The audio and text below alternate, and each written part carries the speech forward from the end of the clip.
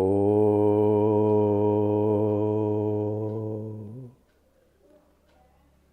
നമസ്തേ.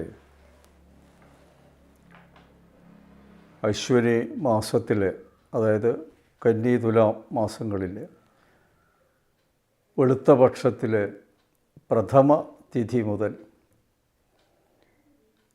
ദശമി തിഥി വരെയാണ് നമ്മൾ നവരാത്രി എന്നുള്ള രീതിയിൽ ലോകമെമ്പാടും ആചരിക്കുകയും ആഘോഷിക്കുകയും ചെയ്യുന്നത്.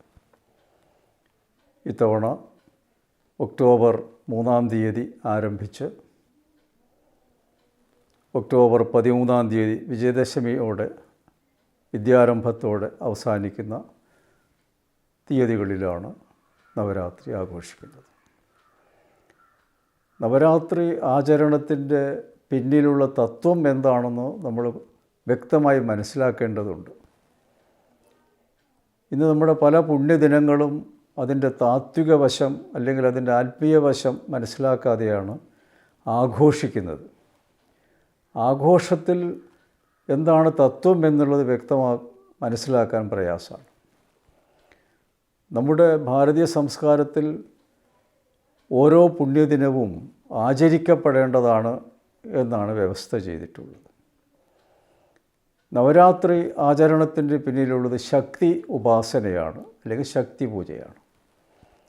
നമ്മളെപ്പോഴും എന്ത് കാര്യങ്ങൾ പറയുമ്പോഴും ശക്തി എന്ന വാക്ക് അതിൻ്റെ കൂടെ ചേർത്തിരിക്കും. ശരീരശക്തി, ബുദ്ധിശക്തി, മനഃശക്തി, അതുപോലെ എല്ലാറ്റിൻ്റെയും കൂടെ ശക്തി എന്ന് പറയുമ്പോഴാണ് അതിന് കൂടുതൽ ബലം കിട്ടുന്നത്. അപ്പോൾ ഈ ശക്തി എന്താണ്? എവിടെ നിന്നാണ് ഈ ശക്തി നമുക്ക് വരുന്നത്? ഈ പ്രപഞ്ചത്തെ ഈ രീതിയിൽ പ്രവർത്തിപ്പിക്കാനുള്ള ഇന്ധനം അല്ലെങ്കിൽ ശക്തി എവിടെ നിന്ന് ലഭിക്കുന്നു? ഇതുവരെ മുടങ്ങാതെ യാതൊരു തകരാറുകളുമില്ലാതെ ഇത് പ്രവർത്തിച്ചു വരുന്നുണ്ടല്ലോ. പ്രവർത്തിക്കണമെങ്കിൽ ഊർജ്ജം വേണം. ആ ഊർജ്ജം എവിടെ നിന്ന് കിട്ടും? ഇതിനെപ്പറ്റി നമ്മുടെ ഋഷിമാർ വളരെ മുമ്പ് തന്നെ അവർ ചിന്തിച്ചു. അവരുടെ സിദ്ധിയിലൂടെ അവർക്ക് ഒരു കാര്യം ബോധ്യപ്പെട്ടു. ബ്രഹ്മം നിശ്ചലമാണെങ്കിലും ബ്രഹ്മത്തിൽ നിന്ന് പരിണമിച്ചാണ് ഈ പ്രപഞ്ചമുണ്ടായത്. ഈ പ്രപഞ്ചത്തെ പ്രവർത്തിപ്പിക്കുന്നത് പരാശക്തിയാണ് എന്ന ആ ഒരു കാര്യം അവർ മനസ്സിലാക്കി. ശക്തിയില്ലാതെ ഈ പ്രപഞ്ചം നിലനിൽക്കില്ല. ഇത് വളരെ വ്യക്തമായി നമ്മുടെ പൂർവികന്മാർ മനസ്സിലാക്കിയിരുന്നു. നമ്മുടെ ശരീരവും ഒക്കെ തന്നെ പ്രവർത്തിക്കാനുള്ള ശക്തി പരാശക്തിയിൽ നിന്നാണ് ലഭിക്കുന്നത്. ആ ശക്തി കൊണ്ടാണ് നമ്മൾ പല കർമ്മങ്ങളും ചെയ്യുന്നത്. അപ്പോൾ കർമ്മശേഷി വർദ്ധിക്കണമെങ്കിൽ ശക്തി ഉപാസന തന്നെ നമ്മൾ ചെയ്യേണ്ടതാണ്. ആ ഉപാസനയ്ക്ക് വർഷം തോറും 2 ഘട്ടങ്ങളിലായിട്ടാണത് ആചരിച്ചു വരുന്നത്. ഒന്നാമത്തെ ഘട്ടം ഈ ശരത്കാലത്തെ നവരാത്രവും തുടർന്നുള്ള വിജയദശമി വിദ്യാരംഭവുമാണ്. ദേവി ആരാധനയാണ്, ശക്തി ആരാധിക്കുകയാണ്. പിന്നെ മീനമാസത്തിൽ കാർത്തിക നാൾ തൊട്ട് പൂരം വരെയുള്ള ദിവസങ്ങളിൽ പൂരോത്സവമായിട്ട് ദുർഗാദേവിയെ പൂജിക്കുന്നു. അങ്ങനെ വർഷത്തിൽ 2 തവണയാണ് ദേവിയെ പൂജിക്കുന്നത് എന്ന് നമ്മൾ ആദ്യം തന്നെ മനസ്സിലാക്കേണ്ടതാണ്. ഈ പരാശക്തി ആരാണ്? പരാശക്തിയെ നമ്മൾ സ്ത്രീ രൂപത്തിലാണ് സങ്കല്പിച്ചിരിക്കുന്നത്. സ്ത്രീ രൂപത്തിലാണ്. ആ സ്ത്രീയിൽ നിന്നാണ് ഈ പ്രപഞ്ചത്തെ പ്രവർത്തിപ്പിക്കാനുള്ള ശക്തി നൽകുന്നത്. ശിവന് പ്രവർത്തിക്കണമെങ്കിൽ ശക്തിയായ പാർവതി കൂടെ വേണം. ബ്രഹ്മാവിന് സൃഷ്ടികർമ്മം നടത്തണമെങ്കിൽ പരാശക്തി സരസ്വതി ഭാവത്തിൽ, സരസ്വതി രൂപത്തിൽ അദ്ദേഹത്തിൻ്റെ കൂടെ ഉണ്ടായിരിക്കണം. മഹാവിഷ്ണുവിന് ഈ പ്രപഞ്ചത്തെ സംരക്ഷിക്കണമെങ്കിൽ സംരക്ഷണ ശക്തിയായി ലക്ഷ്മി ദേവിയും കൂടെ വേണം. അങ്ങനെ പ്രപഞ്ചത്തിലുള്ള എല്ലാ വസ്തുക്കളുടെ കൂടെയും ശക്തി ചേരുമ്പോഴാണ് പ്രവർത്തനമുണ്ടാകുന്നത്. ഇത് വളരെ വ്യക്തമായി ദേവീ ഭാഗവതത്തിലെ 3ാം സ്കന്ധത്തിൽ വ്യക്തമാക്കി പറയുന്നുണ്ട്. ഈ നവരാത്രി കാലത്ത് നമ്മൾ എന്താണ് ചെയ്യേണ്ടത്? അതും വേദവ്യാസ മഹർഷി ഈ ദേവീഭാഗവത്തിൽ വിശദമായി പ്രതിപാദിച്ചിട്ടുണ്ട്. പക്ഷെ നമ്മൾ കേരളീയർ ആ 3 ദിവസം ഗ്രന്ഥപൂജയും എഴുത്തിരിപ്പുമായിട്ടങ്ങനെ കഴിയുന്നു. പക്ഷെ അതല്ല, നവരാത്രി തുടങ്ങുന്ന ദിവസം മുതൽ നവരാത്രിയുടെ അവസാന ദിവസം ആയ നവമി ദിവസം വരെ എന്ത് ചെയ്യണം, പിന്നീട് വരുന്ന വിജയദശമി ദിവസം എന്ത് ചെയ്യണം എന്നൊക്കെ വ്യക്തമാക്കിയിട്ടുണ്ട്. നവരാത്രിയുടെ 1ാമത്തെ തിഥി മുതൽ നവമി തിഥി വരെയുള്ള 9 ദിവസങ്ങളിൽ 9 കുമാരിമാരെ പൂജിക്കണം എന്നാണ് വേദവ്യാസ മഹർഷി ദേവീഭാഗവത്തിൽ രേഖപ്പെടുത്തിയിരിക്കുന്നത്. ഈ കുമാരി എന്ന് പറയുന്നത് വാസ്തവത്തിൽ പരാശക്തിയുടെ പ്രതിരൂപങ്ങളാണ്. സ്ത്രീ എന്ന് പറയുമ്പോൾ തന്നെ നമ്മൾ മനസ്സിലാക്കണം പരാശക്തിയുടെ പ്രതിരൂപങ്ങളാണ് എന്ന്, അല്ലെങ്കിൽ പ്രതീകമാണ്. അപ്പോൾ ഓരോ ദിവസവും ദേവിയുടെ ഓരോ നാമം നൽകിക്കൊണ്ട് 9 പെൺകുട്ടികളെ ആരാധിക്കേണ്ട ഒരു സന്ദർഭം കൂടിയാണ് ഈ നവരാത്രി. അതിൽ എത്ര വയസ്സുള്ള പെൺകുട്ടികളായിരിക്കണം എന്നും വ്യവസ്ഥ ചെയ്തിട്ടുണ്ട്. 2 വയസ്സ് തികഞ്ഞ പെൺകുട്ടി മുതൽ 10 വയസ്സ് തികഞ്ഞ എന്നാൽ 11 വയസ്സ് തികയാത്ത ഈ പ്രായത്തിലുള്ള കുട്ടികളെയാണ് നവരാത്രി കാലത്ത് കുമാരി പൂജ നടത്താനായിട്ട് തിരഞ്ഞെടുക്കേണ്ടത്. ഓരോ ദിവസവും പൂജിക്കേണ്ടുന്ന പെൺകുട്ടികൾക്ക് ദേവിയുടെ ഓരോ നാമം നൽകിയിട്ടുണ്ട്. അത് പ്രത്യേകം ശ്രദ്ധിക്കുക. 2 വയസ്സ് പൂർത്തിയായ പെൺകുട്ടിയെ കുമാരി എന്നാണ് പറയുന്നത്. 3 വയസ്സ് പൂർത്തിയായ പെൺകുട്ടിയെ ത്രിമൂർത്തി എന്ന് പറയും. 4 വയസ്സ് പൂർത്തിയായ പെൺകുട്ടിയെ കല്യാണി എന്നാണ് പറയുന്നത്. 5 വയസ്സ് പൂർത്തിയായ പെൺകുട്ടിയെ രോഹിണി എന്ന് വിളിക്കുന്നു. 6 വയസ്സ് പൂർത്തിയായ പെൺകുട്ടിയെ കാളിക എന്നാണ് പറയുന്നത്. 7 വയസ്സ് പൂർത്തിയായ പെൺകുട്ടിയെ ചണ്ഡിക എന്ന് പറയും. 8 വയസ്സ് പൂർത്തിയായ പെൺകുട്ടിയെ ശാംഭവി എന്നാണ് വിളിക്കുന്നത്. 9 വയസ്സ് പൂർത്തിയായ പെൺകുട്ടിയെ ദുർഗ എന്നാണ് പറയുന്നത്. 10 വയസ്സ് പൂർത്തിയായ പെൺകുട്ടിയെ സുഭദ്ര എന്ന് പറയും. ഇങ്ങനെ ഈ 9 നാമത്തിൽ, അതൊക്കെ ദേവിയുടെ നാമങ്ങളാണ്.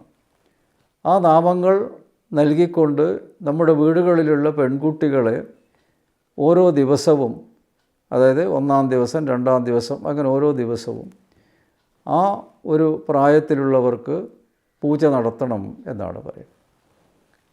ഒരു വീട്ടിൽ 2 വയസ്സ് കഴിഞ്ഞ പെൺകുട്ടിയുണ്ടെങ്കിൽ കുമാരി എന്ന് പറഞ്ഞ് വേണം ആ കുട്ടിയെ പൂജിക്കാൻ.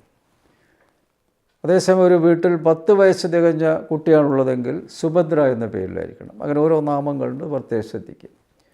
ആ പെൺകുട്ടിയെ കുളിച്ച് ശുദ്ധമായി വസ്ത്രം ധരിച്ച് ആ പ്രത്യേകമായ നല്ല സ്ഥലത്ത് അവിടെ ഇരുത്തി, പലകയിലിരുത്തി, ഒരു വിഗ്രഹത്തെ എങ്ങനെയാണോ പൂജിക്കുന്നത് അതുപോലെ ദേവിയെ സങ്കല്പിച്ചുകൊണ്ട് പൂജിക്കണം എന്നാണ് പറയുന്നത്. ഇത് എല്ലാ വീടുകളിലും ചെയ്യാവുന്നതാണ്. അത് വളരെ പ്രധാനപ്പെട്ടൊരു കാര്യമാണ്. അവരുടെ ആ കുട്ടികളുടെ അനുഗ്രഹമാണ് നമുക്ക് വേണ്ടത്. അവർ ദേവി തന്നെ എന്ന് കണക്കാക്കിയിട്ടാണ് നിവേദ്യവുമൊക്കെ സമർപ്പിക്കുന്നുണ്ട്. ആ പൂജ തന്നെയാണ്, ശരിക്കും ദേവീ പൂജ തന്നെയാണ് ചെയ്യുന്നത്. ഈ സമ്പ്രദായം നമ്മുടെ കേരളത്തിൻ്റെ പ്രദേശങ്ങളിൽ അങ്ങനെ നടന്നു കാണുന്നില്ല. ദേവീഭാഗവത നവാഹം നടത്തുന്ന സന്ദർഭങ്ങളിൽ ആചാര്യൻ അത് പ്രത്യേകം ഈ പ്രായത്തിലുള്ള പെൺകുട്ടികളെ കൊണ്ടുവന്ന് ഈ പൂജ ഞങ്ങൾ ചെയ്യിക്കാറുണ്ട്. അതിന് ധാരാളം ഭക്തന്മാർ പങ്കെടുക്കുകയും ചെയ്യുന്നു. ഈ പെൺകുട്ടികളെ പൂജിക്കുന്നത് നമ്മൾ മനസ്സിലാക്കേണ്ടത് സ്ത്രീ ശക്തിയാണ് എന്നാണ്. പരാശക്തിയുടെ പ്രതിരൂപം തന്നെ. അപ്പോൾ നമുക്ക് ചെറുപ്പത്തിൽ തന്നെ പെൺകുട്ടികളോടൊരു പ്രത്യേകമായ ആരാധന തോന്നും. വീട്ടിലുള്ള ആൺകുട്ടികൾക്കും ഈ പൂജാതി കർമ്മങ്ങളിൽ പങ്കെടുക്കുമ്പോൾ അവർക്കും ഒരു ആരാധന മനോഭാവം പെൺകുട്ടികളും ഉണ്ടാവും, സഹോദരിമാരോടും ഉണ്ടാവും, മറ്റുള്ളവരെ കാണുമ്പോഴും അങ്ങനെ തന്നെ ഉണ്ടാവും. ഈ ഒരു ചിന്താഗതി ഉണ്ടാക്കിയെടുക്കാൻ വേണ്ടിയാണ് വേദവ്യാസ മഹർഷി ആ ദേവീഭാഗവത്തിൽ വളരെ വിശദമായിട്ട് പൂജയെപ്പറ്റി പറഞ്ഞിരിക്കുന്നത്. ഇന്നിപ്പോൾ നമ്മുടെ കേരളത്തിൽ പ്രത്യേകിച്ച് സ്ത്രീ പീഡനം വളരെയധികം വർദ്ധിച്ചു വരുന്നൊരു കാലമാണ്. അതൊക്കെ മാധ്യമങ്ങളിലൂടെ വിശദമായി റിപ്പോർട്ട് ചെയ്യുന്നു. പക്ഷേ പരിഹാരം വല്ലതും പറയുന്നുണ്ടോ? ഇല്ല. മാധ്യമങ്ങൾ സംഭവങ്ങളെ വളരെ വിശദമാക്കിക്കൊണ്ട് നമ്മുടെ മുമ്പിൽ അവതരിപ്പിക്കുന്നു. അപ്പോഴൊക്കെ ഓരോരുത്തരുടെയും മനസ്സിലൊരു ചോദ്യമുണ്ട്. ഇനി അടുത്തൊരു പെൺകുട്ടി അല്ലെങ്കിൽ അടുത്തൊരു സ്ത്രീയെ പീഡിപ്പിക്കാതിരിക്കാനുള്ള വഴികളെന്താണ് എന്നുള്ളത് ആരും മാധ്യമങ്ങളിലൂടെ പറയുന്നില്ല. പക്ഷേ നമ്മുടെ ഋഷീശ്വരന്മാരത് വ്യക്തമായി മനസ്സിലാക്കി ദേവീ ഭാഗവത്തിലൂടെ പെൺകുട്ടികളെ ആരാധിക്കാനുള്ള ആ മാർഗം പറഞ്ഞു തന്നിട്ടുണ്ട്. അതിലൂടെ അവർക്ക് ബഹുമാനം നൽകി അവരെ സംരക്ഷിക്കേണ്ട ഉത്തരവാദിത്വം സമൂഹത്തിലുണ്ട് എന്ന് വ്യക്തമാക്കുകയാണ്. പക്ഷേ അതെന്തോ കേരളത്തിൽ അത് നടക്കുന്നില്ല. അതുകൊണ്ടായിരിക്കാം എനിക്ക് തോന്നുന്നു ഇവിടെ സ്ത്രീ പീഡനവും വർദ്ധിച്ചു വരുന്നത്.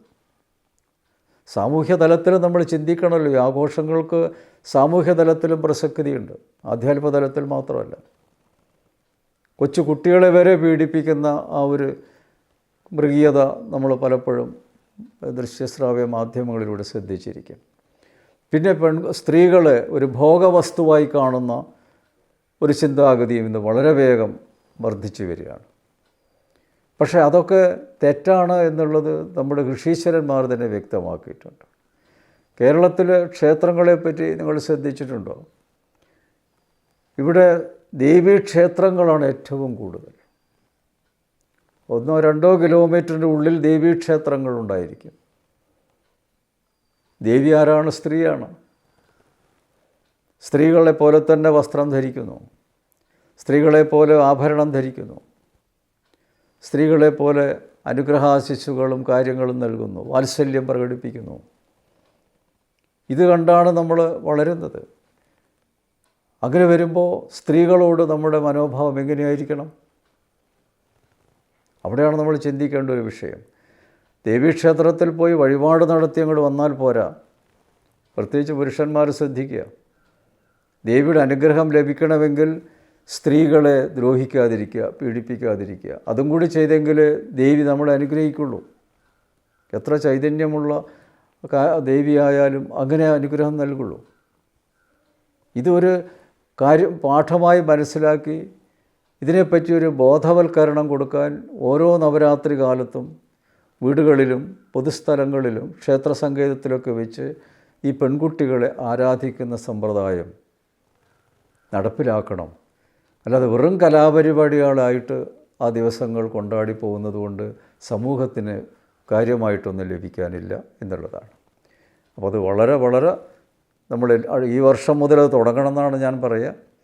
അടുത്ത വർഷം അതിന് മുൻകൂട്ടി പ്ലാൻ ചെയ്ത് ആ നാട്ടിലുള്ള ഈ പ്രായത്തിലുള്ള 2 വയസ്സ് മുതൽ 10 വയസ്സ് വരെ പ്രായമുള്ള പെൺകുട്ടികളെ കണ്ടെത്തി അവരെ പൂജിക്കുമ്പോൾ ആ സമൂഹത്തിലുള്ള വ്യക്തികളുടെ, അത് കാഴ്ചക്കാരായി നിൽക്കുന്ന വ്യക്തികളുടെ മനസ്സിൽ സ്ത്രീ ഒരു ഭോഗവസ്തുവല്ല, അവർ വാത്സല്യത്തോടുകൂടി കുട്ടികൾക്ക് ജന്മം നൽകുന്ന വലിയൊരു ഉത്തരവാദിത്വം വഹിക്കുകയും വളർത്തുക എന്ന ചുമതല ഏറ്റെടുത്തുകൊണ്ട് സമൂഹത്തെ അംഗസംഖ്യ വർദ്ധിപ്പിക്കുകയും സമൂഹത്തിൽ ശാന്തി സമാധാനം ഉണ്ടാക്കുന്നവരാണ് എന്ന ചിന്ത വരുള്ളൂ. അവരോട് പെരുമാറുമ്പോൾ സഭ്യമായ വാക്കുകളെ ഉപയോഗിക്കാൻ പാടുള്ളൂ, അസഭ്യമായ കാര്യങ്ങൾ ഉപയോഗിക്കരുത്, അശ്ലീലം ഭാഷകൾ ഉപയോഗിക്കരുത്. അങ്ങനെയുള്ള ആ കാര്യങ്ങൾ ഈ പ്രകടനത്തിലൂടെ നമുക്ക് മനസ്സിലാക്കാൻ സാധിക്കും എന്ന് ഓർമ്മിപ്പിച്ചുകൊണ്ട് എല്ലാവർക്കും നവരാത്രി ആശംസകൾ നേർന്നുകൊണ്ട് എൻ്റെ വാക്കുകൾ ചുരുക്കുന്നു. നമസ്തേ.